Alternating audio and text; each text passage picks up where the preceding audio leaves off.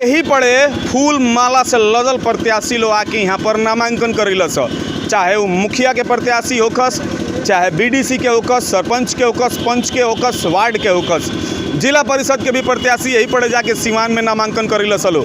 लेकिन एक जना ई उचित ना समझलन या ज़रूरी ना समझलन कि बाबा साहब के मूर्ति पर एगो फूल भी एगो माला भी चढ़ा दिहल जाओ ओ बाबा साहब के जेकर दुहाई दिन के दे के आए दिन राजनीति करेला लो। अब BA, BCom, BSc और MA, MCom करें विश्व की सबसे बड़ी यूनिवर्सिटी इग्नू से। सॉल्ड असाइनमेंट और गाइड बुक्स प्राप्त करें। संपर्क करें Mahakal computers, DAV college gate के सामने, सिवान। नमस्कार, हम राना रुआ देख रहा बनी मैच बॉक्स और मैच बॉक्स की टीम अभी भी आ रघुनाथपुर प्रखंड मुख्यालय पर। पंचायत आम चुनाव 2021 के नामांकन के पहला दिन हो। नामांकन के समय ख़त्म हो चुकल बा, जौन समय रहा वो बीत चुकल बा, लेकिन दुर्भाग्य जौन बाटे वो आँखी के सोझा बा।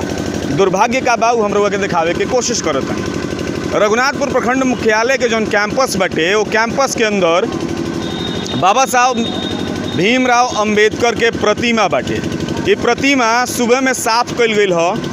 एजा जे कर्मचारी बाटे सफाई कर्मी बा ओकरा द्वारा मूर्ति के साफ सफाई भइल हो।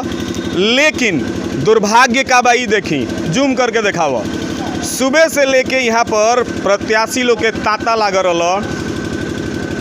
सैकड़ों प्रत्याशी आके नामांकन करके चल गए, जौना में कई गो प्रत्याशी ऐसन बाड़े जे कि अपना आप के दलित नेता बतावेला। कई गो प्रत्याशी ऐसन बाड़े जो संविधान बचावे के आए दिन बात करेला, लेकिन संविधान निर्माता पर एगो फूल चढ़ावे के केहू हिमाकत ना कैलस। ई रघुनाथपुर प्रखंड मुख्यालय है, बाबा साहब के मूर्ति बाटे जा, और यही पड़े फूल माला से लदल प्रत्याशी लोग आके यहाँ पर नामांकन करेलस, चाहे वो मुखिया के प्रत्याशी होकस, चाहे बीडीसी के होकस, सरपंच के होकस, पंच के होकस, वार्ड के होकस, जिला परिषद के भी प्रत्याशी यही पड़े जाके सिवान में नामांकन करेलस लो। लेकिन एक जना ई उचित ना समझलन या ज़रूरी ना समझलन कि बाबा साहब के मूर्ति पर एगो फूल भी एगो माला भी चढ़ा दिहल जाओ ओ बाबा साहब के जेकर दुहाई दिन के दे के आए दिन राजनीति करेला लो। यहाँ तक कि वैसन भी पार्टी से जुड़ल लोग यहाँ नामांकन करेलस जे रोज आए दिन बाबा साहब के नाम लेके राजनीति करेला और राजनीति चमकावेला, अपन राजनीतिक रोटी सेके के कोशिश करेला।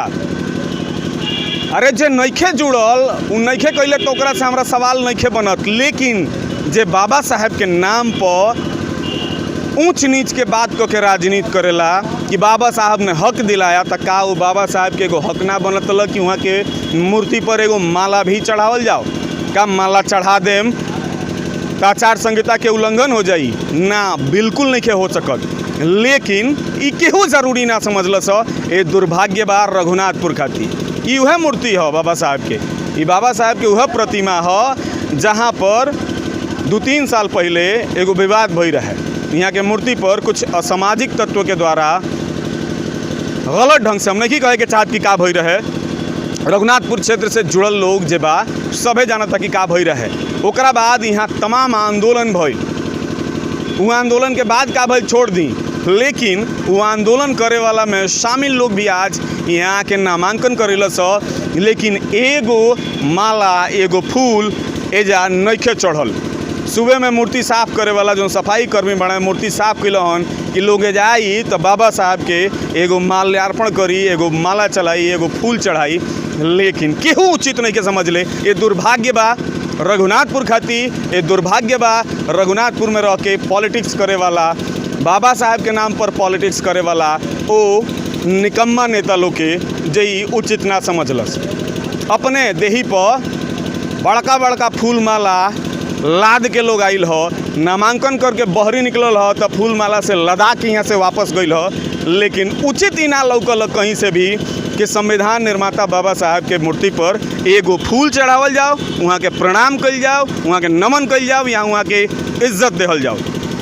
ये दुर्भाग्य बा रघुनाथपुर खातिर और रघुनाथपुर क्षेत्र खातिर। रघुनाथपुर के ही प्रखंड मुख्यालय हो जहाँ पर नामांकन के पहला दिन बीत गई बा, लेकिन केहू ये काम के ज़रूरी ना समझल। मैच बॉक्स के रिपोर्ट देखा तनी रघुनाथपुर प्रखंड मुख्यालय से अपन प्रतिक्रिया ज़रूर दी। मैच बॉक्स के अभी तक सब्सक्राइब नहीं कैले तो कर ली, फेसबुक देखे तनी तो पेज के लाइक करी, फॉलो करी और वीडियो के ज़्यादा से ज़्यादा शेयर करी, ताकि जे बाबा साहब के नाम पर राजनीति करेला ओकरा शर्म आवे, ओकरा लाज लागे, ओकरा आँखी में लाज लागे कि काल से आके जा नज़र ना मिला पावे।